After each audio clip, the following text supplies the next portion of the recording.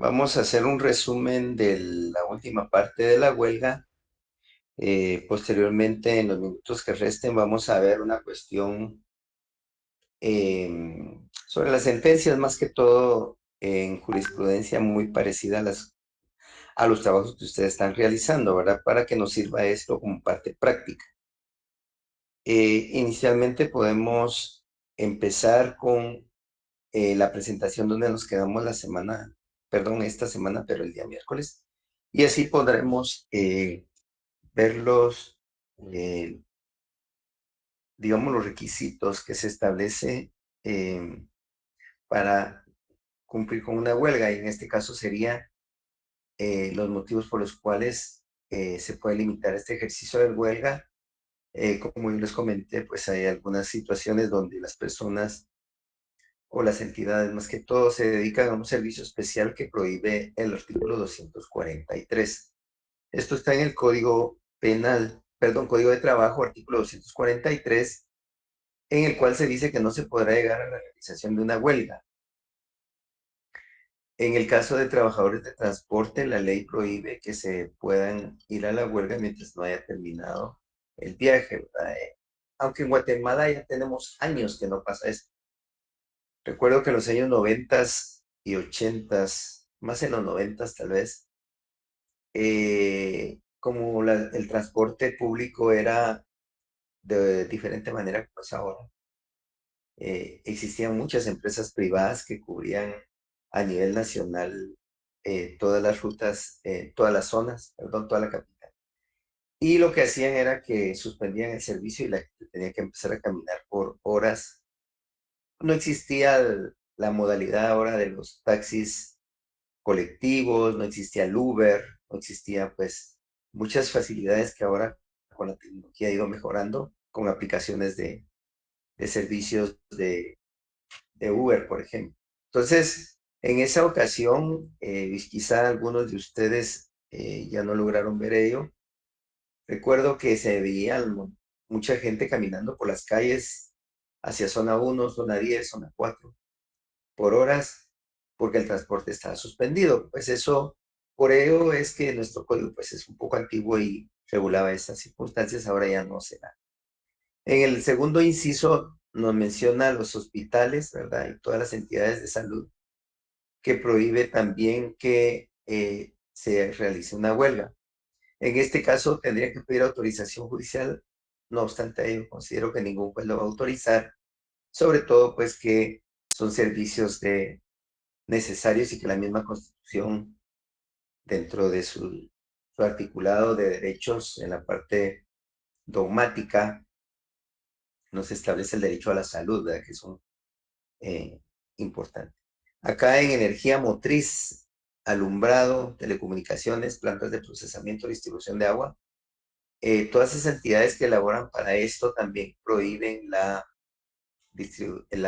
huelga, aunque ahora también la modalidad de la tecnología, las circunstancias nuevas, la mayoría de personas pues ya tienen acceso a agua privada, como es el caso de residenciales, lugares privados que contienen pues sus propios pozos y distribuyen el agua. Entonces, esto más que todo se refiere a un servicio público como existía antes, el Empagua todavía está, pero ellos no podrían realizar algunas huelgas porque su prioridad es distribuir el agua, ¿verdad?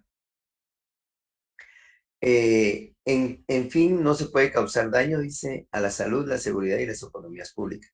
En eso concluye el artículo en el inciso B.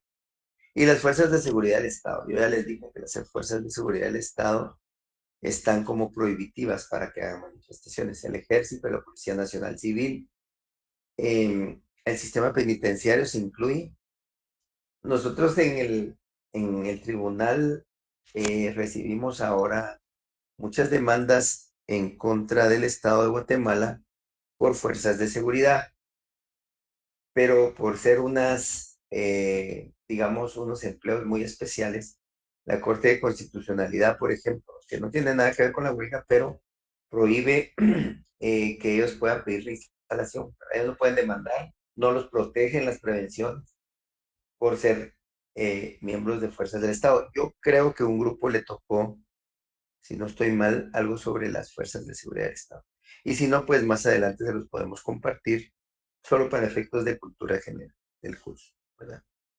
Entonces, acá tenemos tres incisos muy importantes que regula el artículo 243 para establecer la prohibición de la huelga.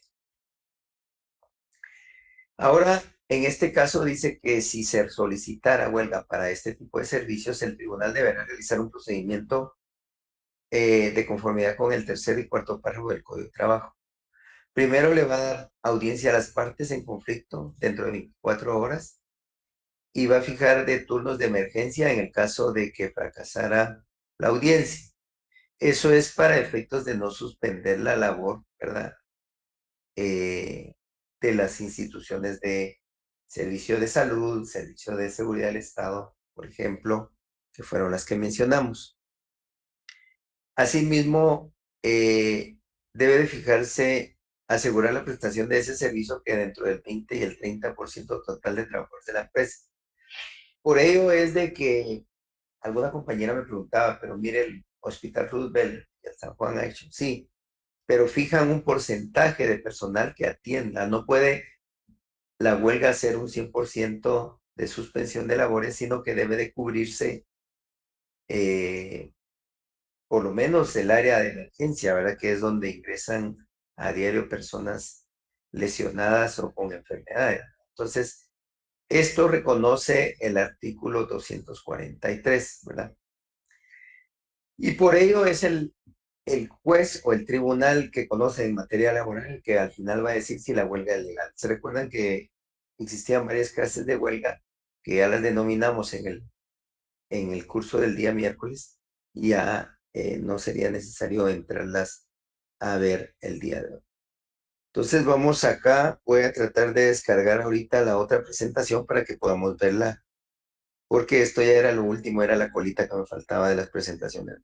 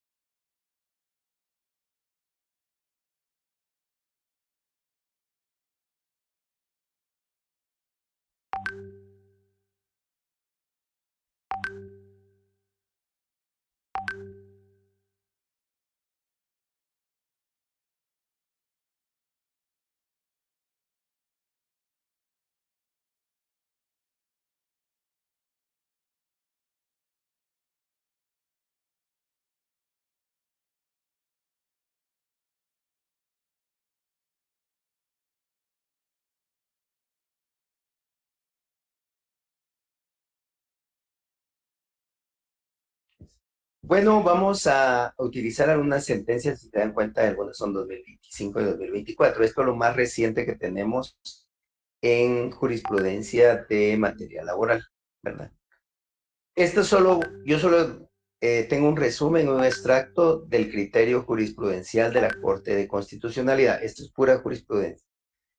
Se los traje acá porque con ello podemos nosotros usar práctica. Yo les voy a compartir esto y ya en la práctica vamos a los casos que les voy a presentar, va a versar sobre casos similares a lo que estamos viendo acá.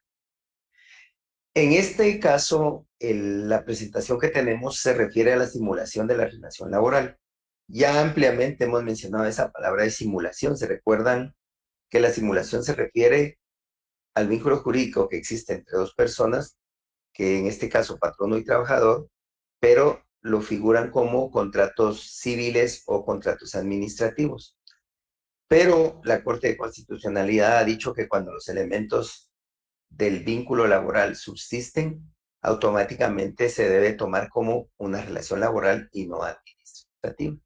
Esto está en tres sentencias, está en cientos de sentencias, pero de las que tengo acá es un extracto de la sentencia 2 del 2025 y una del 2024. Dice, digamos, es el resumen del fundamento de la Corte de Constitucionalidad. Lo que nos dice la Corte es que la función tribunales de trabajo es declarar la existencia laboral de una relación laboral por tiempo indefinido. Eso es lo que hacen los tribunales. Tanto un juez de primera instancia como una sala de apelaciones tiene que, dentro de la sentencia, decir que se declara la existencia de una relación laboral por tiempo indefinido. No obstante que existen contratos de enero a diciembre y que se mencionan como contratos administrativos, la Corte de Constitucionalidad sí ha dicho que se deben de consolidar la declaración. Eso es lo principal. Declarando la relación laboral, ¿verdad? Se debe de constatar por parte del tribunal, que es lo que dice acá, que existen los elementos propios de una contratación. ¿Cuáles podrían ser esos elementos? Vamos a mencionar. Subordinación puede ser uno, ¿verdad? Puede existir tracto sucesivo. Existe también dependencia. Existe un salario. Existe un horario. Si se dan todos los elementos de un vínculo jurídico, la sentencia debe decir que concurren esos elementos. Entonces, con ello, en materia laboral se ha hecho. No obstante, pues la Corte de Constitucionalidad sí ha variado en algunos casos de 0,29, el renglón 0,29, pero en su mayoría, pues cuando es 0,22 y digamos hay 5 o 10 contratos o más de dos, la CC sí ha dicho que existe una relación laboral de tiempo indefinido, ¿verdad? Entonces, después de hacer esa declaratoria, ordenan condenar. Si es pago de prestaciones, pues ordenan a condenar prestaciones, indemnización, daños y perjuicios, que a eso se refiere esta sentencia. Si fuera de reinstalación, no se condena a indemnización, ni daños, ni costas, sino que solamente se ordena la reinstalación y los salarios dejados de percibir. Muchos denominan la palabra salarios caídos, pero la ley no lo menciona de esa manera. Entonces, no vayan a utilizar ustedes eso en esos términos, ni en el examen, ni cuando sean abogados, ¿verdad? Que dicen, ay, que son salarios caídos. No, la ley dice salarios dejados de percibir. Ese es el término correcto. Y entonces después debe declarar el juez sí que hay una injusticia en el despido, ¿verdad? Y en este caso, pues la única forma de declarar esta relación, ¿verdad? Es a través de esas sentencias están en la Corte de Constitucionalidad, ustedes las pueden consultar en la página y muy bien podrían acudir. Ahora vamos a hablar de la reinstalación. La anterior era el pago de prestaciones, ¿verdad? Pago de prestaciones. También la Corte de Constitucionalidad ha dicho que existe simulación de la relación laboral en algunos casos cuando se dan todos los elementos del... Es lo mismo de la anterior, con la diferencia que aquí no se condena pago de prestaciones, sino se condena reinstalación. ¿Qué es reinstalación? Que el trabajador regresa a trabajar a la entidad con todos los mismos derechos, en el mismo puesto y con el mismo salario. ¿Qué hace entonces un juez en un proceso como este? Tenemos dos del 2024, perdón, tres del 2024 tenemos aquí, 54 sentencias importantes de la Corte de Constitucionalidad. ¿Qué nos dice? Que existe simulación de contratos, que se constata la concurrencia de los elementos a los que le mencioné hace un rato, que se reconoce también un conflicto colectivo económico-social. Para que se dé la instalación, deben de haber prevenciones, que es el famoso emplazamiento. Cuando hay emplazamiento en la entidad a través de un conflicto colectivo de carácter económico-social, el empleador no puede despedir a nadie. Y en este caso, si fueran 011, pues ya tienen el derecho lleno. Pero si fueran 022 y 029, tendrán que acudir a la vía judicial para que no sean despedidos y sean reinstalados, ¿verdad? Entonces, ¿qué pasa acá? En las diligencias de reinstalación se interpone un proceso ante un juez, ¿verdad? Ahora bien, aquí hay dos circunstancias. Las prestaciones anteriores se plantean en un juicio ordinario laboral. Ojo, apunten eso.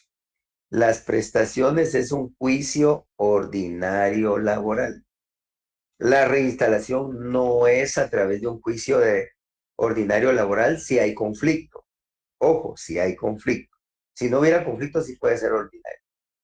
Si hay conflicto, lo que se plantea es una denuncia de reinstalación a través de un incidente, que en materia laboral así se llama. Y no es el mismo incidente de la ley del orden judicial que ustedes ya conocen, aquel donde dicen que hay de derecho, que emplazan. No, en este solo es un incidente en materia laboral, donde el trabajador plantea su reinstalación y el juez en el plazo de 24 horas de una vez debe ordenar su reinstalación. Aquí no pide mayores pruebas, no se le da audiencia al patrono, de una vez el juez ordena la reinstalación. Y ese es el problema, porque es hasta en la fase de apelaciones que el patrono se puede oponer. Él no se puede oponer en primera instancia. Una vez otorgada la reinstalación, solo cabe la apelación, ¿verdad? Lamentablemente algunos abogados plantean nulidad en materia laboral contra de una instalación no cabe nulidad.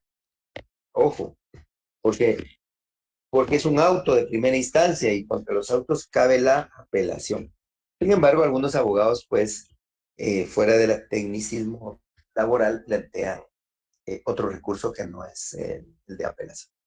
Entonces, hasta acá llevamos dos circunstancias. No sé si tienen dudas, pueden levantar la mano. Con gusto vamos a resolver. Entonces, acá tenemos dos procesos importantes. El primero que les dimos en la primera presentación es demanda de eh, prestaciones y el segundo es de reinstalación. Jafet y Estefanía me levantaron la mano. Sí, disculpe, yo tengo dos preguntas. Primero, en el caso de la simulación de reclamo de indemnización y prestaciones, ¿cuánto tiempo, digamos, se tiene que mantener la relación laboral para que ya, digamos, es una simulación?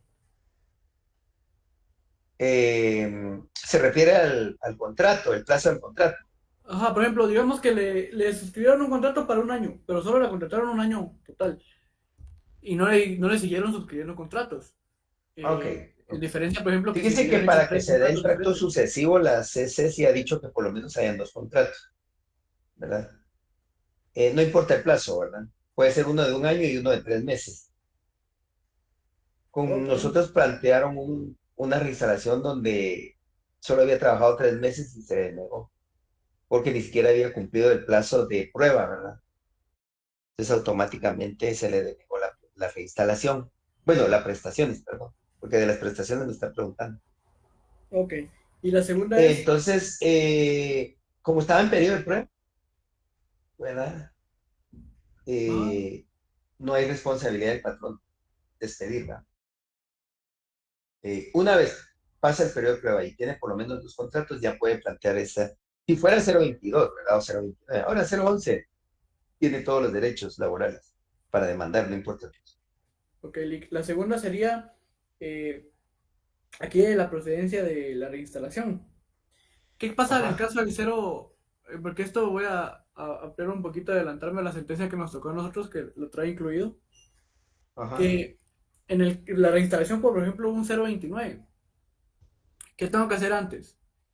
Pedir que se declare la simulación o en el caso, porque yo citaron en la sentencia que nos tocó, citan una doctrina de la CC que dice que en el caso de los trabajadores a plazo fijo, Ujú, igualmente cuando está emplazada la empresa, sí se tiene que pedir la autorización para despedirla, pero únicamente si no se ha vencido el plazo de su contrato. Una vez vencido el plazo del contrato, dice que no es necesaria la autorización.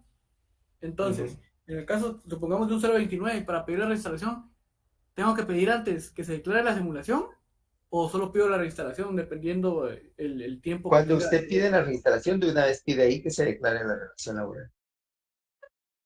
Ok, gracias. Ajá. De una vez plantea su memorial de reinstalación y ahí dice, solicito que se declare la relación laboral y por lo cual, como está emplazada en la empresa, pues no va a hablar mucho, es un auto de una hoja y media lo más. Entonces, ya es en la apelación donde ya en sentencia aquí se exponen todos los motivos de la declaración, pero eso se debe hacer antes. De hecho, el juez, para reinstalarlo, declara que hay una relación laboral. Si no, no lo podría reinstalar. Ah, ok, gracias. Ujú, Y ahorita, sí. último, si me repite lo último que dijo, porque veo que muchos no escuchamos bien aquí en el chat. Contra el auto que resuelve el incidente de la denuncia de reinstalación, solo cabe apelación, no cabe nulidad. Ajá, así Gracias. es, así es. Sí, muchos plantean nulidad, pero contra ese auto solo cabe apelación.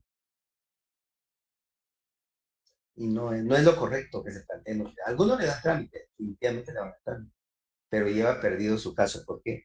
Lo que pasa es que muchos plantean nulidad, quizá porque piensan de que porque quieren declarar la nulidad del contratación o algo así. Sin embargo, no cabe, es apelación con base al 365.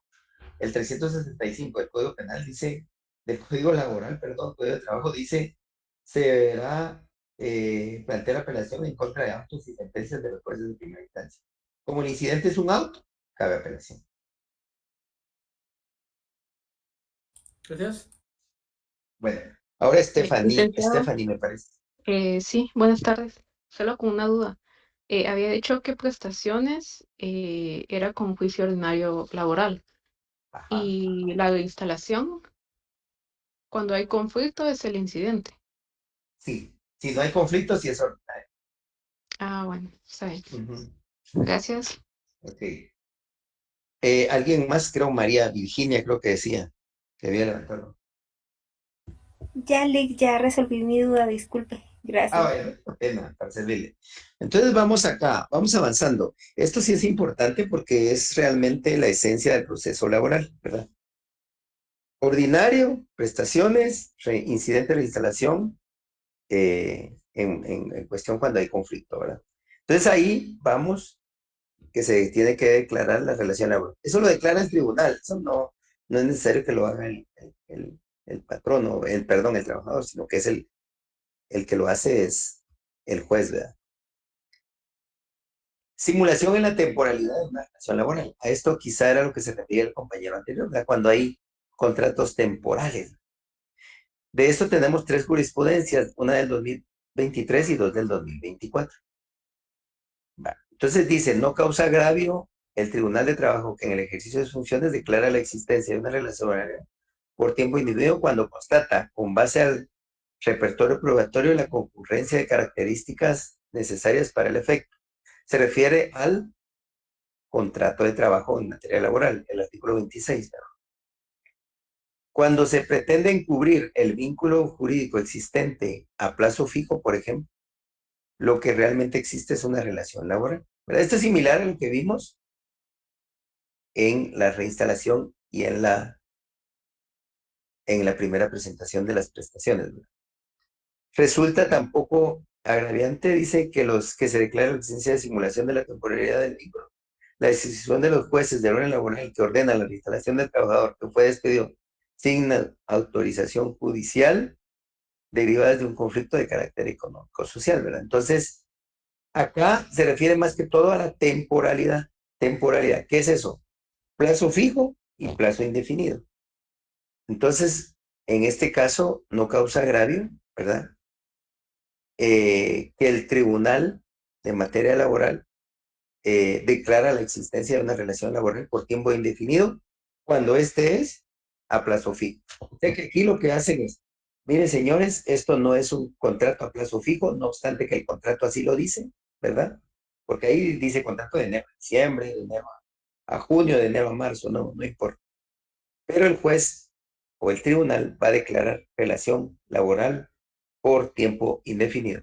Similar a los dos anteriores, esto solo es complemento de jurisprudencia. ¿No? ¿Qué elementos necesito para declarar una relación laboral?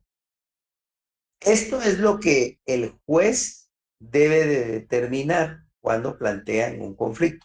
Yo les mencioné hace un ratito, así a grandes rasgos, eh, la jerarquía, la división inmediata y todo. Pero aquí ya está más plasmado. Esto está en el artículo 18 del Código de Trabajo. Si yo les preguntara, ¿saben cuáles son los elementos para determinar una relación laboral? Uno, la prestación personal de servicios o la ejecución de una obra determinada. ¿A qué se refiere eso? Que en la cláusula del contrato va a decir que el trabajador se contrata para prestar su servicio como técnico informático que realizará las tareas ABC. Ahí es donde se declara la prestación personal. o sea, el servicio que presta el trabajador.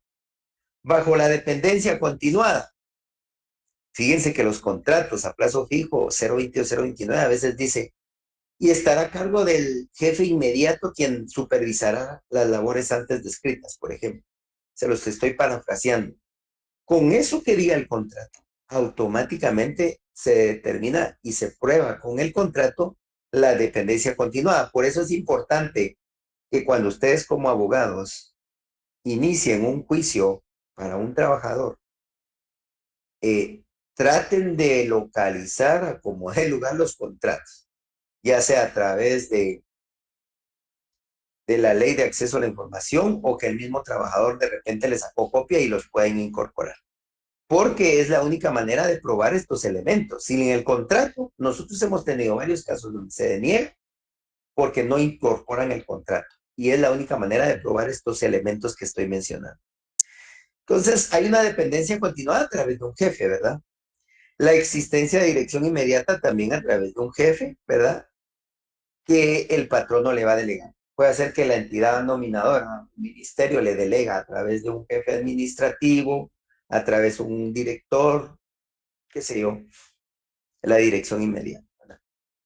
Importante la de una retribución periódica. ¿A qué se refiere eso? Es el famoso salario. Aunque diga el contrato honorarios profesionales que recibirá en 12 pagos de enero a diciembre, prácticamente es un salario, porque está diciendo que se lo va a dar en pagos de 12 meses, ¿verdad? Y así dicen los contratos, realmente si ustedes vieran los contratos, así lo dicen, ¿verdad? Entonces, a eso se refiere una contraprestación de servicios, ¿verdad?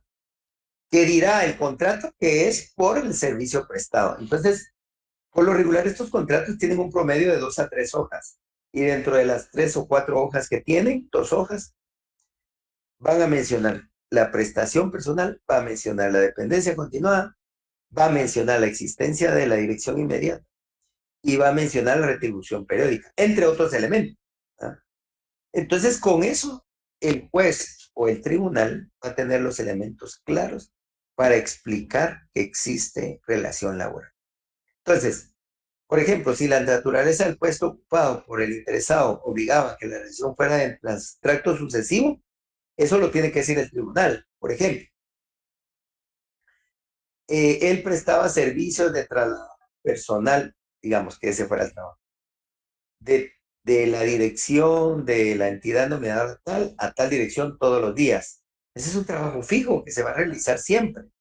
O realizaba digitación de los expedientes que ingresan solicitando autorización para construcción, por decirles algo. Entonces, automáticamente está el contrato indicando que hay tracto sucesivo de la naturaleza del puesto. No es como en el caso del TCE, ¿verdad? En el TCE, por ejemplo, contratan personal temporal en época eleccionaria para que digiten los votos. Ahí sí no hay tracto sucesivo de la naturaleza, porque solo se da en tiempo de elecciones, que por lo menos son un par de meses, 6 meses. Entonces, ¿qué pasa acá? En esos contratos del TCE, por ejemplo, ahí sí son contratos a plazo fijo, porque la naturaleza del puesto no obliga a que sigan ellos trabajando, porque no hay elecciones todos los meses ni todos los años, es cada 4 años. Entonces, a eso se refiere. Yo se los comparé con la TCE porque es una actividad que se realiza cada 4 años. Pero hay muchas actividades que a veces son temporales y que si no hay tracto sucesivo. Entonces, estas actividades o funciones se deben ejercer, implican para la autoridad nominadora la necesidad de la prestación en forma continuada y permanente. El tribunal tiene que mencionar estos 4 incisos que están del lado izquierdo y estos 3 numerales que están del lado derecho, ¿verdad? Decir que las actividades de la empresa, por ejemplo, se dedican a salud, se dedican a educación, dependiente de lo que se dediquen. Puede ser también una municipalidad. Entonces, digamos que contratan un trabajador tesorero que cobra los arbitrios mensuales que llegan los usuarios a las municipales a pagar. Esa es una función permanente, no es temporal. Toda la vida van a estar cobrando eso. Entonces, a eso se refiere la contratación permanente de tracto sucesivo.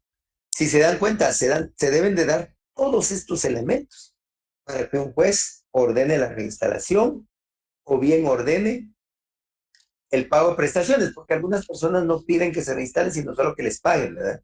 Entonces tenemos que probar como abogados estos elementos. ¿Cómo lo vamos a probar? A través del contrato, a través de informes, por eso muchos trabajadores lo que hacen durante su relación laboral, le van sacando copia a sus informes, ¿verdad? Donde dicen que realizaron mensualmente, les van sacando copia al libro de asistencia, les sacan copia a las tarjetas de asistencia, piden copia de los reportes de asistencia mensual, porque con ello van a probar que existe una continuidad del trabajo. Entonces, hasta acá estamos bien porque estos 5 elementos, 4 elementos de un lado y 3 del otro, deben de estar plasmados en la sentencia de segunda instancia. La primera, pues solo ordena la instalación, solo ordena el pago de prestaciones. En el ordinario de pago de prestaciones sí nos va a mencionar taxativamente todo esto que yo les estoy enseñando acá. Pero en un incidente de instalación no, porque ahí solo verifican que hay emplazamiento y que deben reinstalar. Es hasta en la apelación que se va a probar todo esto. No sé si hay una duda hasta acá o seguimos avanzando, que ya son las 6 y nos quedaría una hora para terminar. Vamos a tratar de terminar hoy esto de la jurisprudencia porque es importante. Falta de motivación en el pago de simulación. Esto no tiene nada que ver con la cuestión laboral y vamos a pasarlo rápido, solo les voy a explicar a grandes rasgos. Aquí la Corte de Constitucionalidad ha dicho que cuando el tribunal no motiva sus sentencias, estas deben revocarse y dictar una nueva, ¿verdad? Entonces, más que todo se refiere a la facultad de los jueces de argumentar en su sentencia. Más que todo a eso se refiere. ¿Qué va a argumentar el juez? ¿Qué va a motivar? Todos los elementos que les mencioné en la presentación anterior. Si no lo hace el juez, la CC le va a ordenar que dicte una sentencia nueva. No está diciendo que le deniegue la reinstalación o que le niegue el pago de prestaciones. Solo le va a decir que si le va a otorgar la reinstalación o le va a ordenar el pago de prestaciones, debe motivar su sentencia. Solo eso le va a decir, no va a decir mayor cosa, ¿verdad? Entonces, de esto vamos a pasarlo aquí. Ahora, declaratoria de la simulación laboral cuando el vínculo se encuentra vigente. Este es otro caso. En este, digamos, no se refiere, los anteriores termina el vínculo laboral por despido y ahí termina todo, ¿verdad? Entonces, automáticamente ahí se demanda. En este es cuando se demanda durante la relación laboral. ¿Qué significa? Mi contrato está de enero a diciembre y a mí en el mes de agosto se me ocurre demandar. No por despido, solo estoy pidiendo que el tribunal diga que es lo que me preguntaba el compañero anterior. ¿Es necesario que se plantee eso para pedir la declaración? No. En este caso se pidió la simulación laboral. Ahora, ¿qué dice la CC al respecto? Que no es correcto declarar la relación laboral cuando el vínculo sigue vigente. Entonces, muchos abogados plantean esto, pero yo les solicito que no lo hagan. Si ustedes van a litigar, no lo hagan, porque no es viable. Mientras la jurisprudencia de la Corte de Constitucionalidad no modifique ese criterio, esa jurisprudencia, no lo hagamos, porque no es viable que se declare la relación laboral, simulación, perdón, de la relación laboral cuando está el vínculo vigente. ¿En qué casos es? En el 029, ¿verdad? O en el 022. En el 022 sí hay relación laboral, solo que es a plazo fijo, ¿verdad? ¿Qué pretenden estos trabajadores? Que como están 029, los pasen a 011, ¿verdad? Pero la ley y la Corte de Constitucionalidad ha dicho en sus sentencias que eso no es permitido.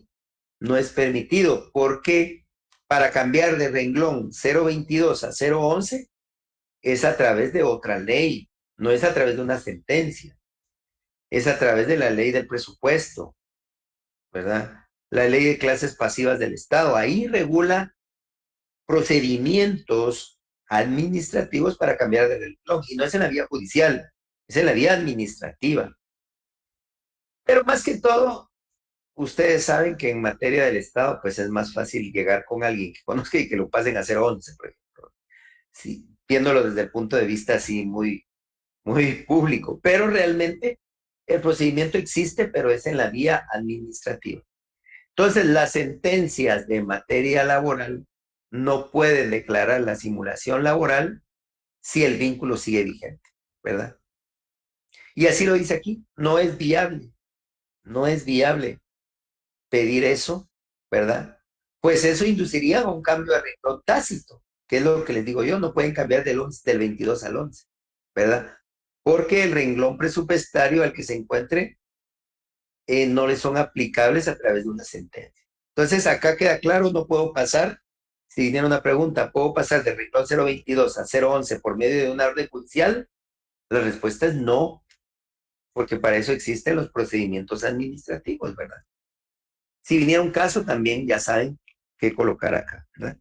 Hoy estamos dando puros puntos de examen.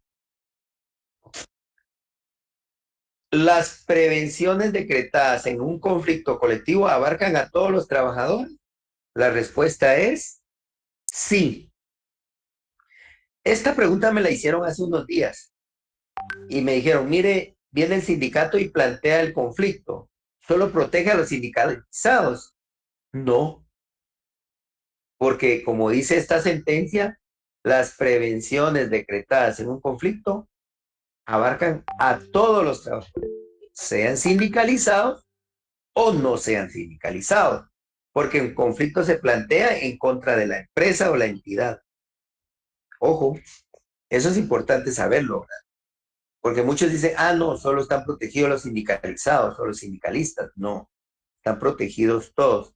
Y para eso tenemos acá una, dos, tres, cuatro sentencias. Ahí, como les digo, cientos de sentencias, pero aquí solo les estoy colocando algunas. La protección de estabilidad laboral, producto de un planteamiento del conflicto en un centro de trabajo, aplica a todos los trabajadores que prestan un servicio. Aunque se trate de trabajadores que no forman parte del sindicato, o si fuera un comité, o sindicalizados y no sindicalizados. Entonces acá ya queda claro, el planteamiento de un conflicto es para todos los trabajadores. ¿Queda claro? ¿Alguna pregunta? Si no, vamos siguiendo avanzando. Hoy estamos viendo puras sentencias, puros criterios de la Corte. ¿Qué efectos tiene un emplazamiento, verdad, de retrotraer al momento de presentar un pliego de peticiones? Dice, desde el momento que yo planteo un conflicto, viene un sindicato y plantea un conflicto, ¿verdad? Ante la entidad.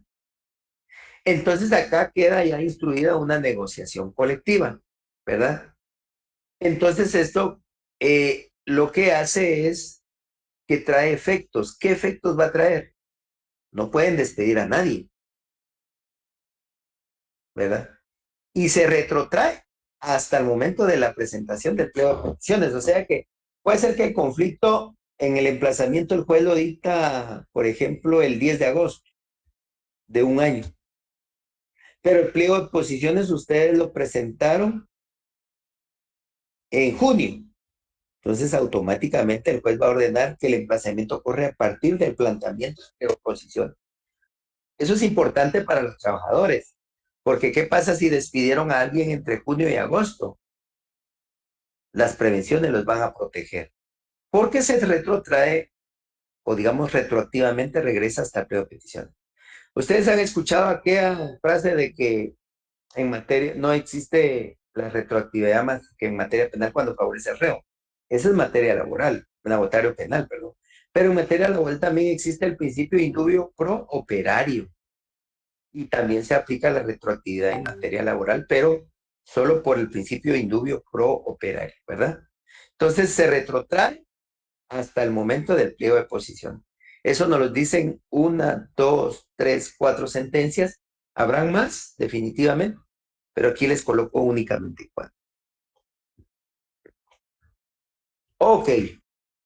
Aquí es importante porque muchos abogados hacen esto. Piden indemnización y después piden reinstalación. No pueden subsistir dos procedimientos. Y ese sí es un error a veces y afecta al trabajador. Porque ¿qué pasa si un juez ordena el pago de indemnización?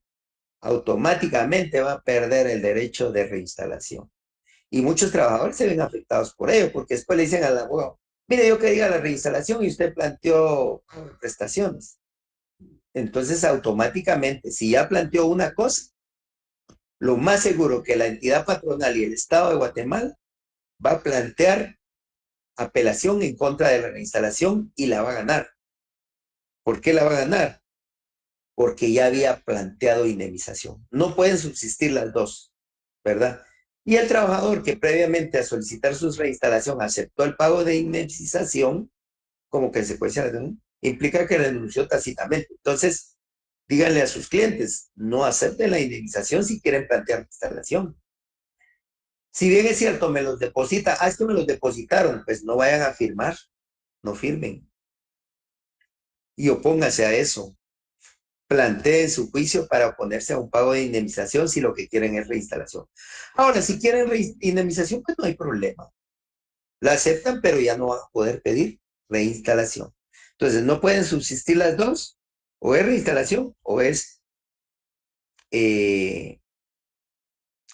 pago de prestación, ¿verdad? Este es lo que le mencionaba yo al compañero Jafet, creo que estamos, que fue el que me preguntó. Finalización de la relación laboral en periodo de improcedencia de la reinstalación. La Corte de Constitucionalidad, en mucha jurisprudencia, que en este caso tenemos del 22, 2019 y 2018, durante el periodo de prueba, aunque el patrón se encuentre emplazado por un conflicto colectivo, es decir, que hayan prevenciones, ¿verdad? Puede dar finalizada la relación laboral de su trabajador sin necesidad de obtener autorización judicial. Complicado, ¿verdad? Porque un trabajador tal vez tiene 3 meses y no ha cumplido el plazo legal, pierde su derecho de reinstalarse, ¿verdad? Y pasa seguido, realmente. Por eso siempre hay que tratar de que mi contrato sea de 12 meses, ¿verdad? Si ustedes van a firmar un contrato, hagan la negociación con su patrono de que sea por 6 meses, por 12 meses y no 6 o 3, ¿verdad? Porque entonces automáticamente va a perder su derecho de reinstalación. Y aquí ni siquiera, aunque plantee el incidente, el juez se lo va a denegar, y la sala lo va a denegar, y el amparo lo va a denegar, y la corte lo va a denegar con base a esta jurisprudencia. Se puede ir a las 4 instancias y las va a perder, porque el periodo de prueba no puede, no puede, porque en el periodo de prueba pueden despedir al trabajador, porque no llenó los requisitos, porque no fue eficiente, qué sé yo, por cualquier motivo. Estabilidad absoluta y estabilidad relativa. ¿A qué se refiere esto? ¿Se recuerdan que yo les mencioné que hay situaciones donde las personas gozan de ese derecho de tener estabilidad? Les mencioné varias personas.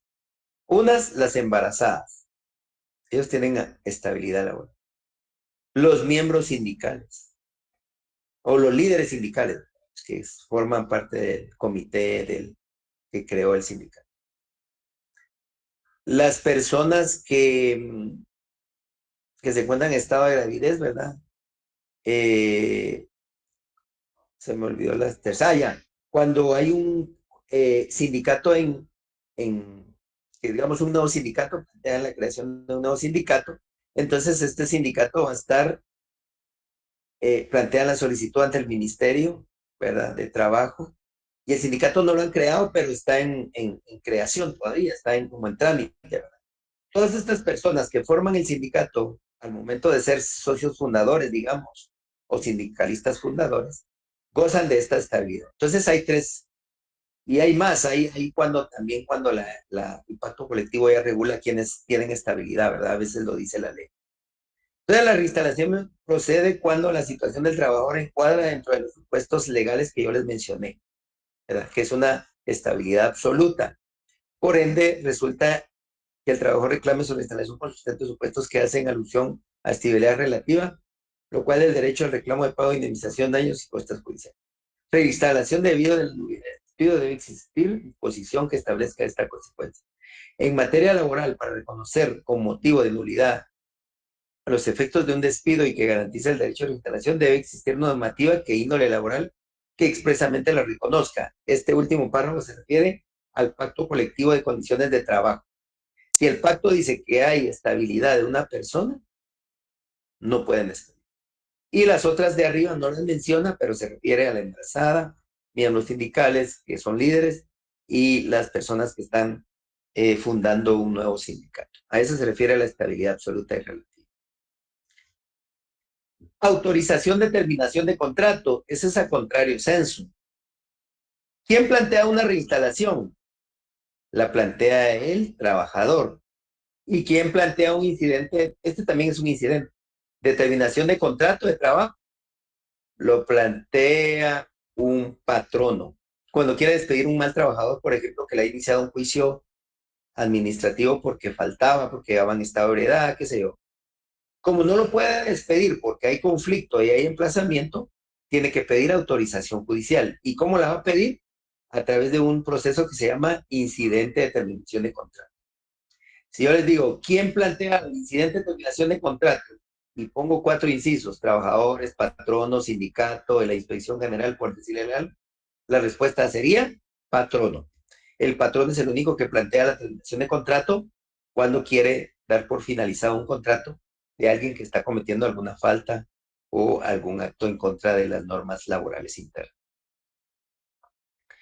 Entonces, al no hacerlo, opera indefectiblemente la presunción de que no puede prosperar la autorización, ¿verdad? Cuando no se prueba que no hay, digamos, un motivo que sustente la pretensión, ¿verdad? Digamos que a veces hay patronos que maliciosamente plantean terminación de contrato contra los miembros sindicales, pero su fin es disolver el sindicato. Entonces ahí el juez tiene que evaluar eso con la prueba. Si no existe alguna represalia, dice la ley. Si es represalia, no va a autorizar el juez la terminación. En la mayoría de casos yo he visto que los jueces casi no autorizan la terminación de contrato porque a veces es pura represalia del patrón, ¿verdad? Entonces, a menos de que sí se probara que la persona pues llegaba en estado de gravedad, faltaba sus labores, no cumplía con las... Pero entonces ya tiene que apuntar la prueba idónea al juez, el patrono. Otro tema importante, personal de confianza o representación patronal. Ellos no gozan de ese derecho de reinstalación, ¿verdad? Lamentablemente, lamentablemente les digo, muchos pactos colectivos enumeran varios puestos como de confianza, pero ahí no es que le metan gol a los sindicalistas, ellos les meten gol a los trabajadores, porque, disculpe que use esa frase, porque imagínense, crean una norma colectiva indicando que hay personal de confianza y mencionan hasta 20, 30. Entonces, ¿qué pasa?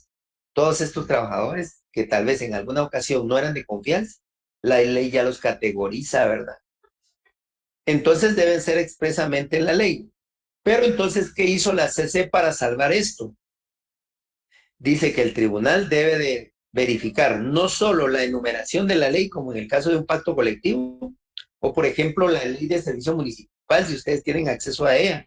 Ahí hay personal de confianza que ya lo enumera la ley. Pero la CC ha dicho que el tribunal debe de verificar las funciones. Ojo en el inciso B, las funciones. ¿Por qué las funciones? Porque tal vez dicen que es de confianza y, por ejemplo, había una municipalidad que decía que los peones eran personal de libre reducción, el peón que recogía la basura, y ¿cómo va a ser una personal de libre reducción? Entonces,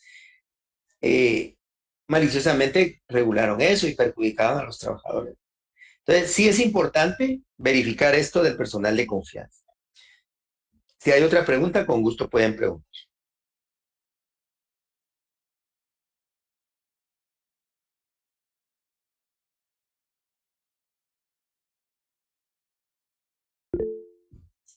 Lick, Bueno, disculpe. vamos a seguir, porque así avanzamos y no nos va a dar tiempo de ver todos. Este segundo presentación es de lo mismo de anterior. Los personales de confianza no gozan de estabilidad del pacto, ¿verdad? Eso quedó claro con la expresión de lo anterior. Inamovilidad de los trabajadores que participan en la formación de un sindicato. Eso es lo que yo les decía. Es otro de los presupuestos de la estabilidad de los trabajadores, estabilidad laboral. Digamos que vienen 10 personas, A, B, C, D, y disponen presentar ante la inspección de trabajo un escrito diciendo que van a crear un sindicato nuevo. Estas personas que aparecen en ese listado y que la inspección ya tiene sello de recibido, que lo recibieron, el escrito, valga la redundancia, donde dice que van a gozar de la protección hasta 60 días después de presentada la inscripción. Imagínense, 60 días. Estamos hablando de 2 meses, ¿verdad? De la inscripción. No solo de la recepción, de la inscripción. ¿Verdad? Entonces, ellos no pueden ser despedidos. ¿Por qué protege la ley a estas personas? Porque imagínense que viene un patrono y se entera que 10 trabajadores plantean un nuevo sindicato y los despide a los 10, ¿verdad? Pero la ley por eso los protege. Porque entonces ahí lo que protege es la organización sindical, ¿verdad? Eso es lo que protege la ley. No deben de evaluar en estas diligencias de personas que van a presentar eso el tipo de contrato, si es 011, 029, 011, la calidad, la condición del beneficiario. Obviamente que si es personal de confianza no puede formar sindicato, ¿verdad? Pero sí tendrían que ser trabajadores que por el tipo de plazo de contratación y la calidad que ostentan son trabajadores, ¿verdad? El segundo, yo ya les había mencionado anteriormente, ¿verdad? Los que forman el comité ejecutivo del sindicato, también ellos gozan de inamovilidad. Ellos no pueden ser despedidos. Y aquí tenemos sentencias del 2024, 2018, 2020. De esta gama, si ustedes entran en la jurisprudencia, hay cientos de sentencias que regulan esto, que los miembros, porque hay entidades que han despedido a miembros del comité ejecutivo con el fin de disolver el sindicato.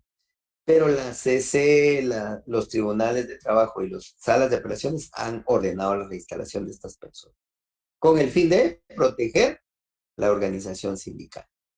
Esta es la tercera opción. Si se dan cuenta, aquí las tenemos las tres. ¿Eh?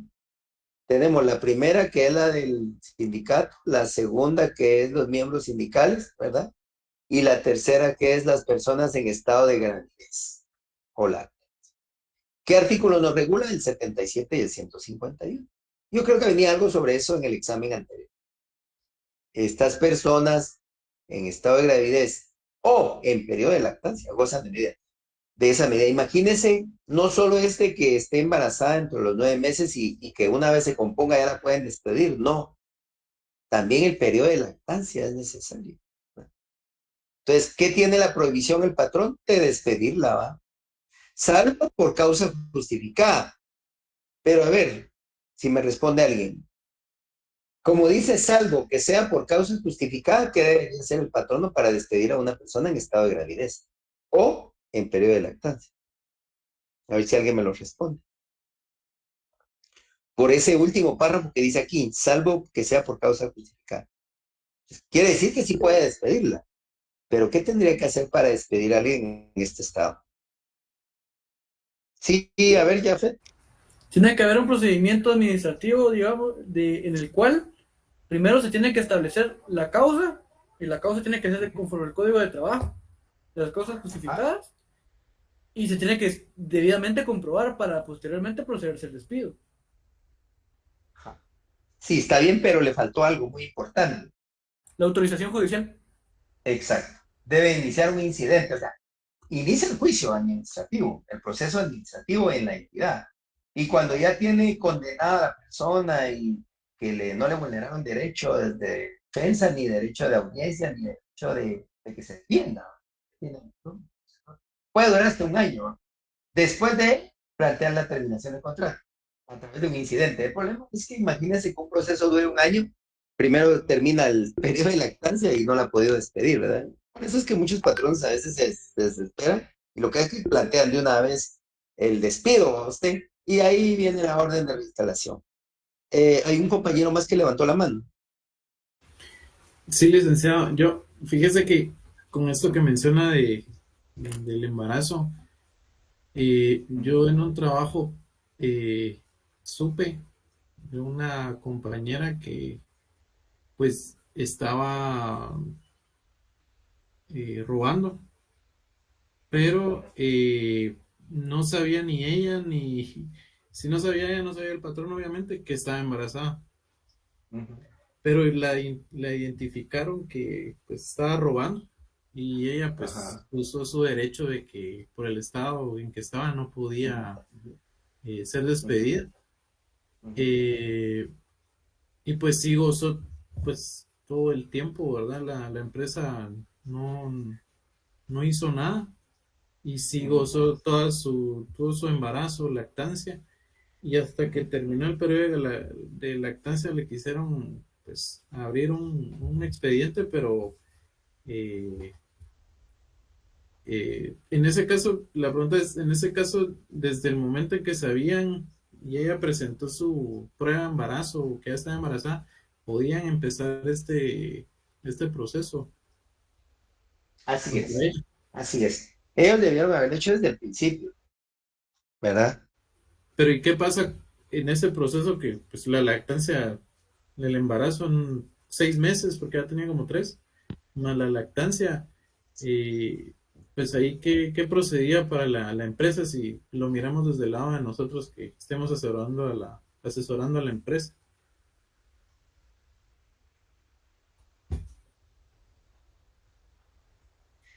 Sí, digamos que ellos no debieron haber esperado hasta el final de la lactancia. Ellos debieron haber iniciado el procedimiento administrativo durante el embarazo, ¿verdad? Donde la lactancia. Posteriormente, pedir autorización judicial para despedirla. Puede ser que durante los 9 meses de embarazo ella hubiera tenido que defenderse, agotar todo. Lo que pasa es que tenía que probarlo el patrono, no es solo decir, ella está robando, ¿verdad? Porque es fácil decir que un trabajador está en estado de ebriedad o que está tomado. Mira.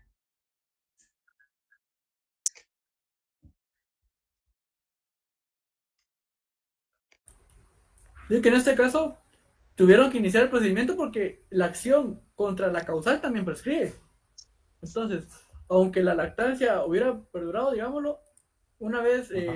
pudo haber terminado el procedimiento administrativo después de que terminara su lactancia, entonces ahí ya la pueden despedir sin necesidad de pedir autorización judicial, ¿no? Sí, ahí ya la podían despedir sin autorización, pero hubieran tenido que iniciar un proceso de despido interno, ¿verdad? Pero el problema es que habría que ver si la causal era de hace 1 año y medio, ya había prescrito su derecho al trabajar del patrón, solo tiene 20 días, ¿verdad?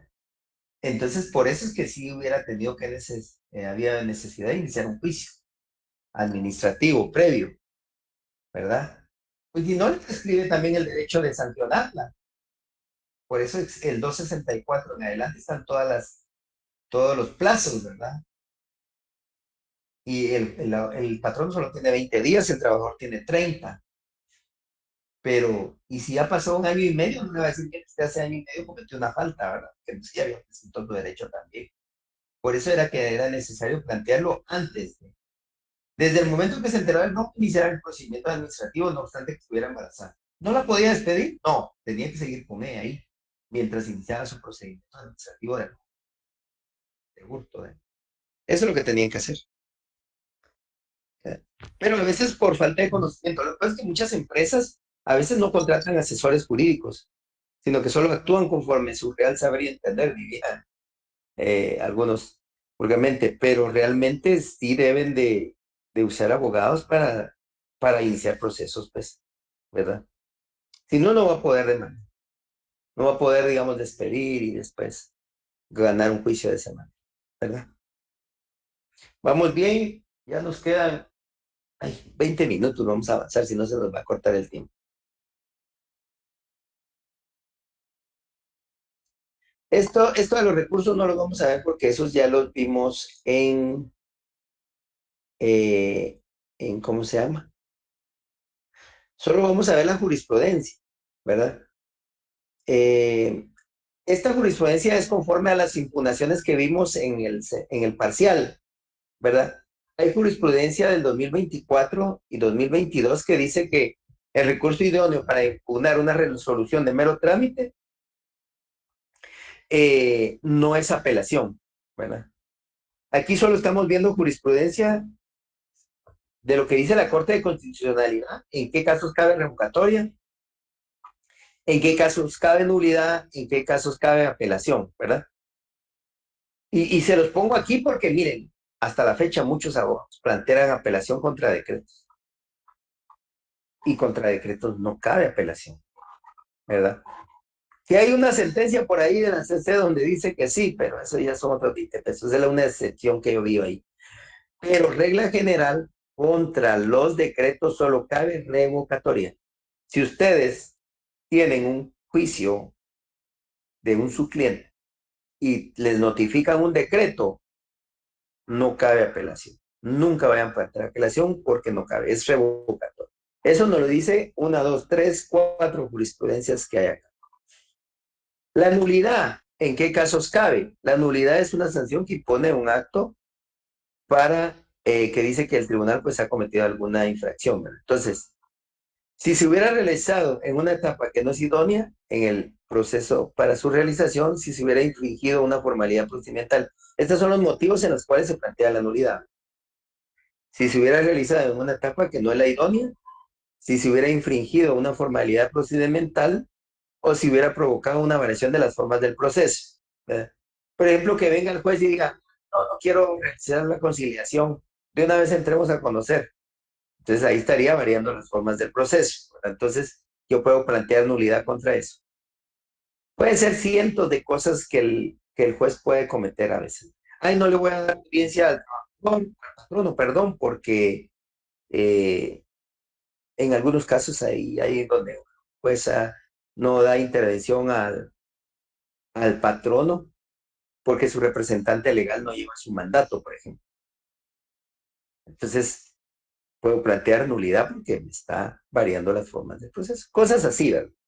Entonces, ¿qué dice la CC? Estos son los 3 únicos motivos para plantear nulidad. En esta 1, 2, 3, 4, 5. Puede ser que alguno tenga alguna sentencia de ese tipo de las que le mandé. Ahora, en materia laboral sí cabe la apelación contra la nulidad, ¿verdad? Pero, ojo,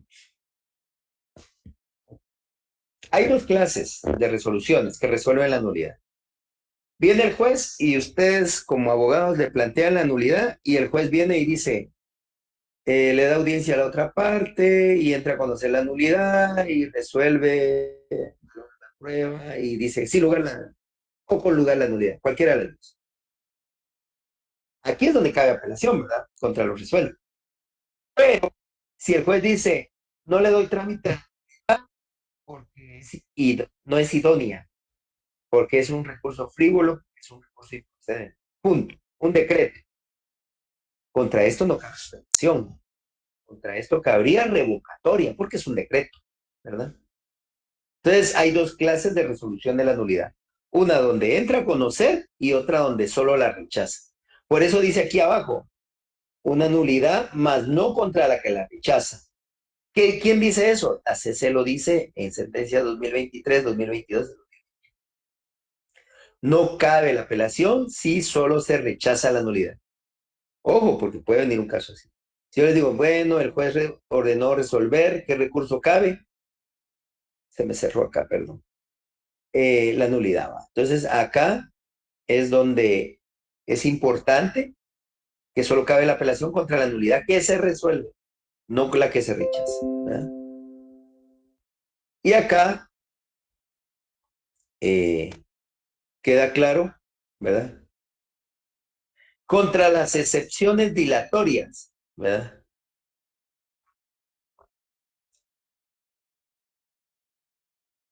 Dice, la resolución en estos mecanismos de defensa sirven para depurar el proceso, que son las famosas excepciones. Eso lo han visto ustedes en procesal civil, en procesal administrativo, que para eso sirven las excepciones. Cuando ponen fin al mismo, encuadra el supuesto en el artículo 365 para ser apelada. ¿Cuál podría ser, digamos, una excepción que ponga fin? Una demanda defectuosa, ¿verdad?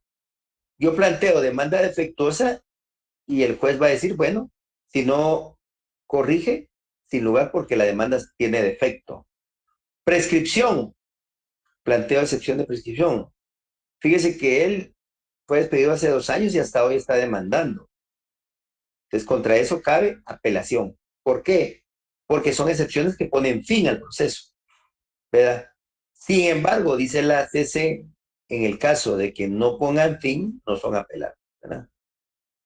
Entonces, no es a través de este recurso. Eso es lo que dice la CC con respecto a las impugnaciones, las excepciones.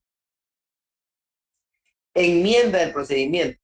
Eso lo usan los abogados como pan diario. Lamentablemente, no es apelable, ¿verdad? No cabe la apelación. Cuando, digamos que ustedes son abogados, plantean una enmienda en contra de un acto que el juez dijo, mire, enmienda el proceso porque usted le dio intervención al patrono y él no presentó su constancia de justificación. Por decirle algo vano. Entonces el juez le va a decir, no estoy de acuerdo en declarar la enmienda, porque la resolución está dictada conforme a derecho y final, y él continúa el juicio. Entonces viene usted como abogado y dice, yo voy a apelar porque me está diciendo que no. Eso es lo que dice la CC. No procede la apelación cuando la enmienda es rechazada. Si es apelable, cuando se enmienda, digamos que el juez dice, güey, se me confundí, voy a enmendar el proceso y lo voy a regresar a la etapa anterior. Esa sí es apelable, que el juez lo está disponiendo, ¿verdad? Pero no es apelable cuando se le insta a la enmienda y el juez lo deniegue, ¿verdad? A eso se refiere esta jurisprudencia sobre la enmienda. ¿Qué artículos uso en la enmienda? Es la ley del organismo judicial, ¿verdad? Porque el Código de Trabajo no regula la enmienda. Dice, no puedo impugnar en fase ejecutiva. Ojo, el artículo 427 del Código de Trabajo, y eso sí lo vimos, dice que únicamente cabe la rectificación. Y sabe que hay muchos abogados que plantean nulidad en esta fase. ¿Cuál es la fase de ejecución? Cuando ya pasó todo el juicio, todo, ya se fue a sentencia, ya se fue a apelación, ya se fue a amparo, ya regresó y ordenan la liquidación. Entonces dicen, bueno, se le tiene que pagar 100,000 de indemnización, 50,000 de esto, 20,000 de aquello, costas tanto, daños y perjuicios tanto. Eso, contra eso, solo cabe rectificación por error de cálculo. Bueno, yo voy a plantear rectificación porque, mire, usted se confundió, señor juez, porque está calculando que le paguen los 10 años de vacaciones y la ley solo regula 5, entonces hágame el cálculo bien. Esa es una rectificación, ¿verdad? Pero muchos que hacen, no, planteo nulidad, planteo apelación. No cabe en materia ejecutiva. Y yo no sé por qué pasa que los abogados lo plantean, ¿verdad? Yo creo que ustedes como abogados deben de tener ojo en esto. El artículo 427 es claro. Solo cabe un recurso en fase ejecutiva, cuando ya está la liquidación de pago. Rectificación, nada más. ¿Verdad? Y por eso es de que aquí rechazaron este amparo, ¿verdad?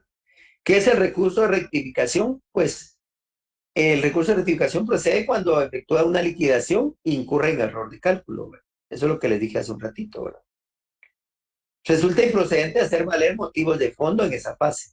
Por eso es que no cabe la apelación, ¿verdad? En la rectificación únicamente cabe, mire, señor juez, usted se confundió y hizo mal cálculo, ¿verdad? De las prestaciones.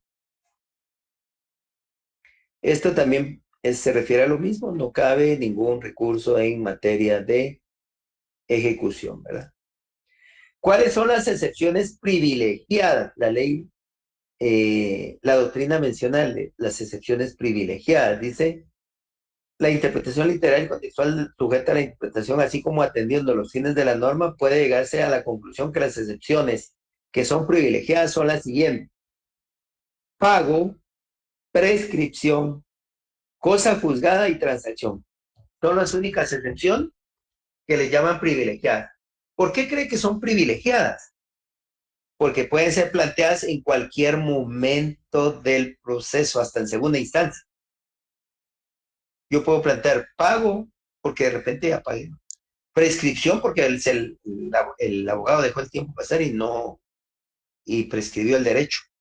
Cosa juzgada, ya había habido un juicio anterior donde se condenó y usted está demandando de nuevo. Transacción, porque hubo un convenio entre actor y trabajador, patrono y trabajador. Estas excepciones se llaman privilegiadas, ¿ok? No se les va a olvidar. Excepciones privilegiadas. ¿Cuáles son las 4 excepciones privilegiadas? Pago, prescripción, cosa juzgada y transacción. Porque ponen fin al proceso, ¿verdad? Estas ya, una vez ya demostré yo que pagué, ¿para qué continuar el proceso? Preguntas y comentarios, son las -10, espero que ya se hayan notado en su asistencia.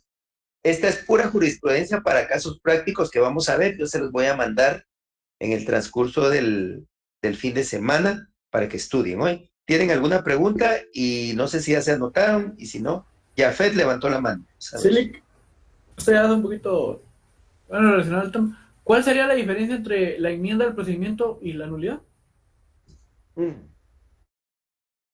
Es como el agua y la mantequilla, usted. Y el aceite son dos cosas muy diferentes, no tienen nada que ver. La enmienda está regulada en el artículo 67, si no estoy mal, de la ley del organismo judicial. ¿Qué hace la enmienda? Cuando el juez la dispone de oficio, pues lo que dice es, se confundió, no le dio intervención a la PGN. Híjole, voy a tener que retrotraer el proceso y darle intervención, por ejemplo. Le estoy mencionando algo muy vano, puede ser por cualquier cosa que enmienda el juez y que considere. Ahora, la nulidad es un recurso que está regulado en el 365. Si se dan cuenta, son dos normativas totalmente diferentes. Su procedimiento es diferente, sus causales son diferentes. La nulidad es que yo hago ver que hay vulneración de principios o procedimientos de infracción de ley. Si bien es cierto, la enmienda lo que busca es corregir un error de procedimiento o una infracción de ley, pero el juez lo dispone, ¿verdad? Porque la ley, en la misma jurisprudencia dice, es facultad del juez disponer la enmienda cuando existe. Entonces, muchos lo plantean a petición de parte, pero el juez, en la CC ha dicho que la enmienda solo la puede declarar el juez. Ahora, la nulidad la plantean las partes. La nulidad no la hace el juez. Plantea conforme al 365, que ya lo vimos en el semestre pasado, en el parcial pasado, que había una nulidad conforme al 365. Y ahí estaban sus características. Volvió a levantar Jafet la mano. No sé por qué. La pregunta es que, por ejemplo, en el caso de la nulidad, que es contra actos y procedimientos. Y si no se hace dentro del se toman como consentidos. Sí, así dice el 365. Entonces, cuando se toman como consentidos, el juez lo puede enmendar. Enmendar sí, pero no va a declarar la nulidad. Quizá es una salida jurídica, ¿va usted? Pero el juez la tiene que declarar, no las partes. Entonces, si el juez dice Entonces, la no, puedo pedir. si no, no. Mire, si lo puede pedir, tiene el derecho de petición, pero se lo van a denegar. Ok, gracias. Porque la CC ha dicho que es una facultad del juez y no de las partes la enmienda. Y es porque, ¿y por qué es? Porque consintió. Si no lo hizo en los 3 días de conocimiento de la infracción, ya perdió su derecho. Y si el juez no lo enmienda, el proceso va a seguir. Yo he tenido procesos donde ya en sentencia encuentra uno a veces errores y uno no puede enmendarla de oficio, porque son nulidades, ¿verdad? Consentidas.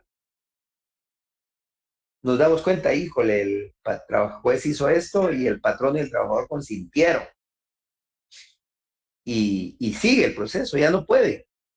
Entonces, la enmienda, hay jueces que sí dicen, bueno, si fue un error mío, yo lo regreso y le enmiendo de tal fecha a tal fecha, ¿verdad?